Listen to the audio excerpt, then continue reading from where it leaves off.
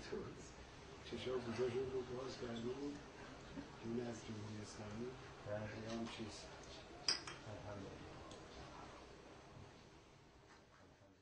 نام من مصطفی چراغی است. از روستای جرادل از توابع استان اردبیل آمدم اینجا برای ثبت نام کاندید بشم برای ریاست جمهوری. شغلم کشاورز است. کشاورز یعنی 7,500,000 نفر جمعیت در ایران هست. غذای تولیدات کشاورزی غذای معنویت انسان‌های جهان است.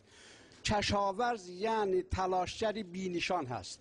باید از کشاورزان و از دامداران حمایت شود. چنانچه مولد اصل غذا زنان روستایی و اشاعری هستند. آنها جوهر دانش هستند نه جوهر الوان. و کشاورزانی که در مزرعه مشغول کار هستند مزرعه یک نوع هم جبهه جنگ است.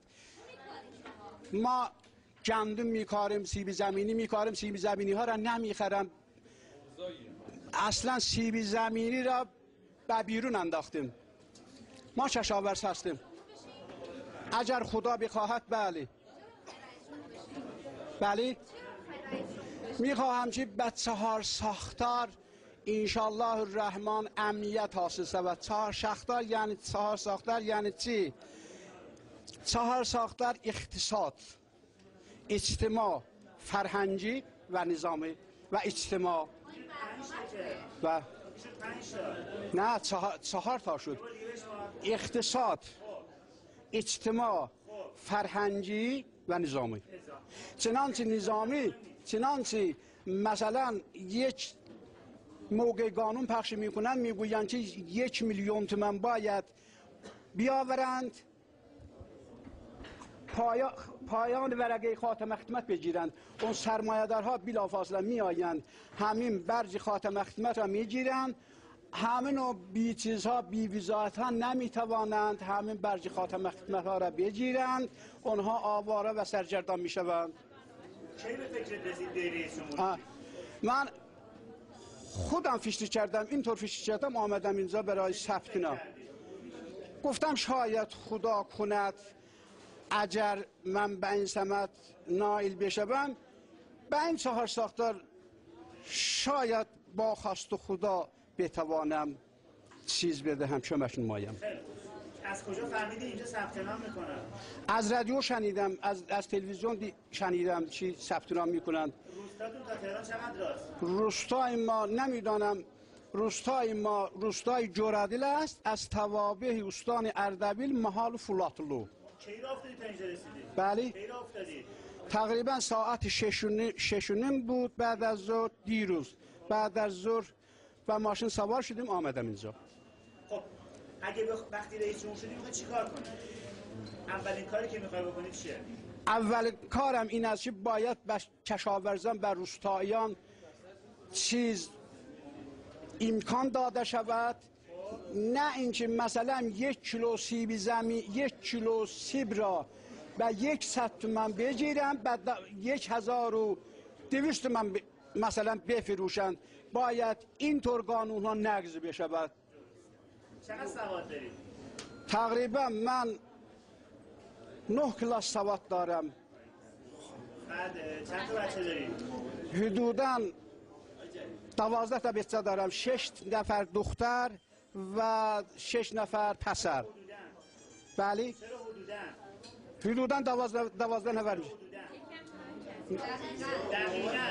دقیقاً 12 نفر هستند. دقیقاً. من شما گفتی حدوداً. نه دقیقاً 12 نفر هستند. 12 نفر هستند.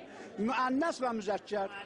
مذکر. خب کاندیدای دیگر هم میشناسی؟ کاندیدای دیگه کدام کاندیدا؟ انتخابات رو میشناسی کیا قراره با کیا رقابت کنی؟ من میشناسم. کیا هستن بگو. نه اونطور من نمیشناسم. نه من اونطور نمیشناسم. شنیدم. کیا رو شنیدی؟ از رادیو شنیدم، از تلویزیون شنیدم. کیا رو شنیدی؟ چند ببر. من نمیتوانم بگم. چرا؟ نمیتوانم بگم. تبلیغات میشه برای شما؟ نه. من چندین نفر را حدوداً من شنیدم 313 نفر کاندید شدند. ولی ولی نمیدانم چی کدام ها هستند. معروف ترینشون هم نمیدونی کیان؟ خیر نمیشناسم. فقط من همون 1300 نفر را شنیدم. 12 نفر یا 10 نفر زن هستند. زن هستند. رئیس جمهورمون کیه؟ حالا بله الان میدونم رئیس جمهور ما سید محمد خاتمی است. خب اگه یه روز رئیس جمهور بشه آقای خاتمی رو تو کابینت راه میدی؟ بله راه میدم. چه پستی بهش میدی؟ آقای خاتمی را من وزیر کشاورزی. وزیر کشاورزی. اون چنانچه اون هم زحمت چشه است میداند که کشاورزان چقدر زحمت میکشن. خب به آقای کروبی چه پستی میدی؟ آقای کروبی را وزیر آموزش پرورش. آقای لاریجانی چی؟ خدا میداند. دیگه حرف زیاد دیگه نمیتوانم بزنم. نمیتوانم. حالا یه سوال ازت بکنم. اگه بله. رئیس جمهور بشی تایید صلاحیت بشی ببینی چند تا رای بیاری اگه کاندید بشی؟ ببین چند نفر به رای بدن؟ من گمنام هستم نمیدانم چند تا رای بدهند یا میدونی چند تا رای میاری؟ شاید روستاییان رای بدهند. چقدر روستایی فکر می‌کنی به رای بدن؟ عرض کردم 7,500,000 نفر روستا در ایران هست. شاید اونها هم رای بدهند و هم اونها هم رای بدهند که اونها هم بی‌وضاحت هستند در شهرستان و یا در روستاها بی‌وضاحت هستند. اگر یه روزی قرار شه رئیس جمهور بشی بله. بری کاخ سفید با رئیس جمهور آمریکا پشت یه میز بشینی مذاکره کنی چی بهش میگی؟ نابود باد آمریکا. محمود ما خواب ندارد، طرفدار ندارد، طرفدار ندارد، طرفدار ندارد. امشب حرم محمود ما خواب ندارد، امشب حرم محمود ما خواب ندارد، طرفدار ندارد، طرفدار ندارد. امشب حرم محمود ما خواب ندارد، امشب حرم محمود ما خواب ندارد، طرفدار ندارد، طرفدار ندارد.